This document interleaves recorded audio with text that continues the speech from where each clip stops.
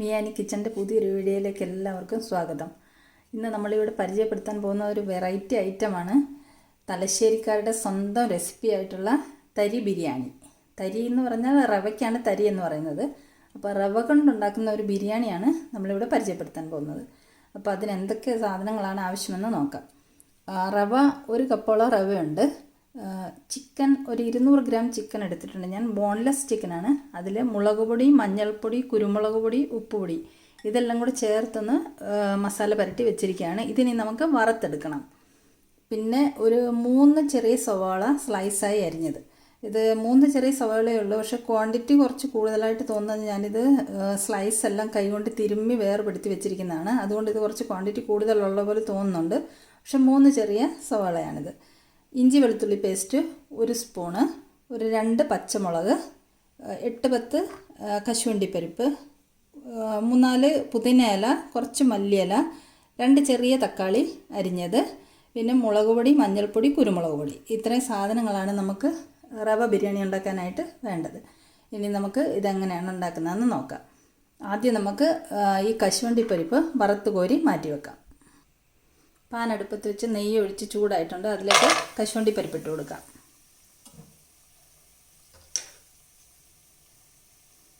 ചുവന്ന നിറമാകുന്നവരൊന്ന് വറുത്തിട്ട് നമുക്കിത് കോരി മാറ്റി വെക്കാം. പെട്ടെന്നായിട്ടുണ്ട്. നമുക്ക് ഫ്ലെയിം ഓഫ് ചെയ്തിട്ട് ഇത് കോരി മാറ്റി വെക്കാം. കശുവണ്ടി വറുത്ത് കോരിയ നെയ്യിലേക്ക് തന്നെ 1 കപ്പ് റവ ഇട്ട് നമുക്ക് വറുത്ത് കോരിയെടുക്കാം. ഈ റവയുടെ പച്ച മണം ഒന്ന് മാറുന്നവരെ നമുക്കിതൊന്ന് ചൂടാക്കിയെടുക്കാം. നമ്മുടെ റവ ഇവിടെ പാകത്തിന് മൂത്ത് വന്നിട്ടുണ്ട്. ഇത് ഉപ്പുമാവൊക്കെ ഉണ്ടാക്കാൻ വേണ്ടി നമ്മൾ എങ്ങനെ റവ വറക്കുന്നത് അതേ പാകത്തിന് മൂപ്പിച്ചെടുത്താൽ മതി. ഇതിന് നമുക്ക് ഫ്ലെയിം ഓഫ് ചെയ്തിട്ട് ഇത് കോരി മാറ്റി വെക്കാം. ഇപ്പം നമ്മൾ 2 പാൻ അടുപ്പത്ത് വെച്ചിട്ടുണ്ട്. ഒരു പാനിലേക്ക് നമ്മൾ മസാല പുരട്ടി വെച്ചേക്കുന്ന ചിക്കൻ കഷ്ണങ്ങൾ ഇട്ട് വറുത്ത് കോരിയെടുക്കാം. ഷാലോ ഫ്രൈ ചെയ്താൽ മതി, ഡീപ്പ് ഫ്രൈ ചെയ്യേണ്ട ആവശ്യമില്ല. അപ്പോൾ ഇത് ഇവിടെ നിന്ന് വേകട്ടെ. അപ്പം മറ്റൊരു പാനിലേക്ക് നമ്മൾ 2 സ്പൂൺ എണ്ണ ഒഴിച്ചിട്ടുണ്ട്. അതിലേക്ക് നമുക്ക് അരിഞ്ഞ് വെച്ചിരിക്കുന്ന ഈ ഉള്ളി ഇട്ട് വഴറ്റിയെടുക്കാം.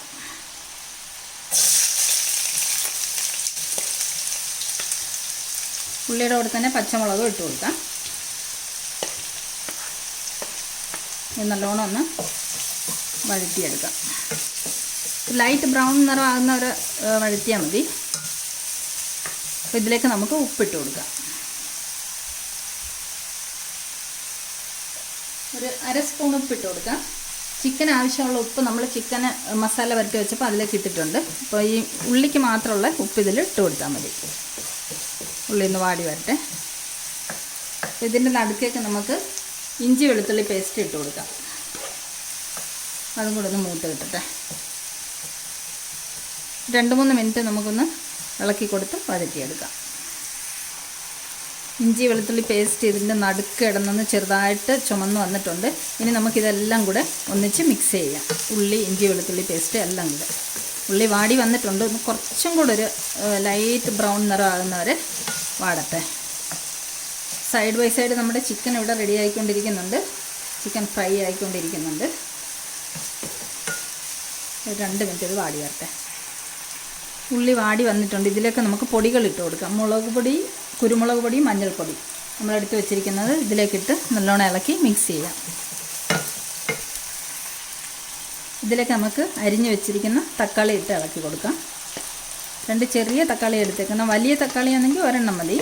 ചെറിയതായതുകൊണ്ട് ഞാൻ 2 തക്കാളി എടുത്തിട്ടുണ്ട്. ഇത് നല്ലോണം ഇളക്കി കൊടുക്കാം.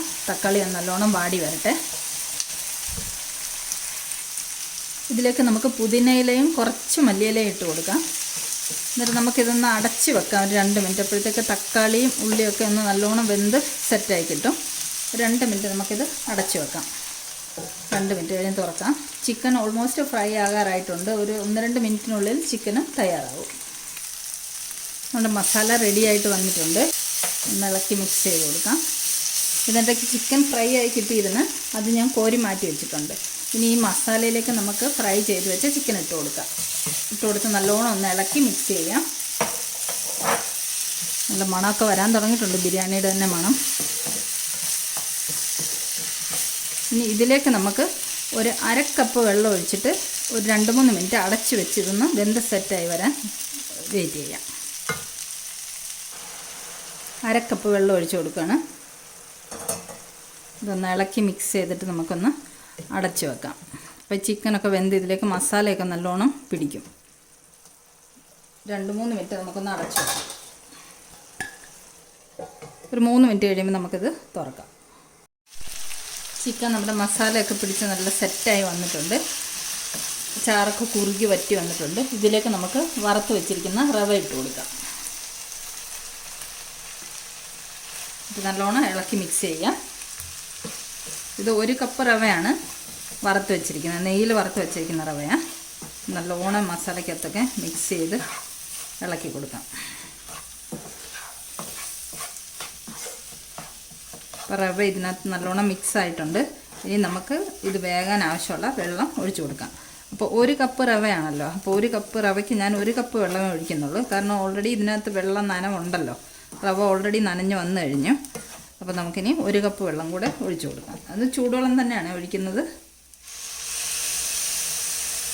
1 കപ്പ് വെള്ളം ഒഴിച്ചു. ഇനി ഇത് ഇളക്കിയിട്ട് നമുക്ക് അടച്ച് വെച്ച് ലോ ഫ്ലെയിമിൽ വേവിച്ചെടുക്കാം. നല്ലോണം ഇളക്കി യോജിപ്പിച്ചു. ഇനി നമുക്ക് അടച്ച് വെച്ചിട്ട് ഒരു 2-3 മിനിറ്റ് ഒന്ന് ലോ ഫ്ലെയിമിൽ വേവിച്ചെടുക്കാം.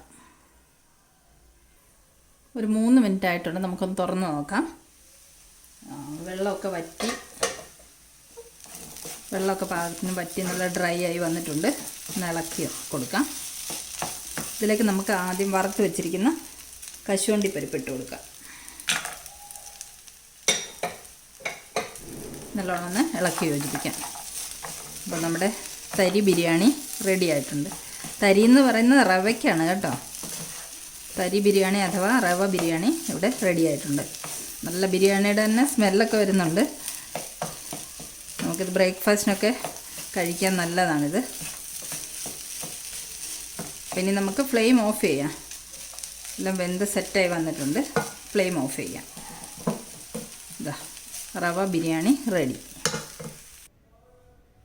അടിപൊളി റവ ബിരിയാണി റെഡി ആയിട്ടുണ്ട്.